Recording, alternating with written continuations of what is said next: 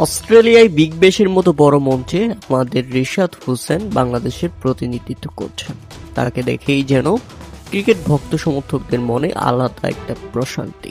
কেননা এই প্রথমবার বিগ ব্যাশ খেলতে যাওয়া রিশাদ হোসেন হবার্ট হারিকেনের প্রথম ম্যাচের একাদশের সুযোগ পেয়েছেন। আজ সিডনি থান্ডার্সের বিপক্ষে বাংলাদেশের এই লেগ স্পিনার একাদশের সুযোগ পাওয়ায় 10 বছরের খরা কাটল বাংলাদেশের। এর আগে সাকিব আল হাসান 2013-14 ও 14-15 মৌসুম বিগ ব্যাশে খেলেছিলেন। তবে সাকিব আল হাসান খেলেছেন দুইবারই বদলি ক্রিকেটার হিসেবে। 2 মৌসুমেই তিনি খেলেছিলেন মাত্র 6 ম্যাচ। গত আসরে রিশাদ হোসেনকে ধরে নিয়েছিল হবার্ট হারিকেন। তবে বিপিএল চলছিল, যে কারণে বিপিএল ছেড়ে যায়নি রিশাদ হোসেন। তবে এবার ড্রাফট থেকে রিশাদ হোসেনকে দলে টেনে নিয়েছে হবার্ট হারিকেন। এবার বিপিএল বাদ দিয়ে বিগ ব্যাশ খেলতে গেছেন রিশাদ হোসেন।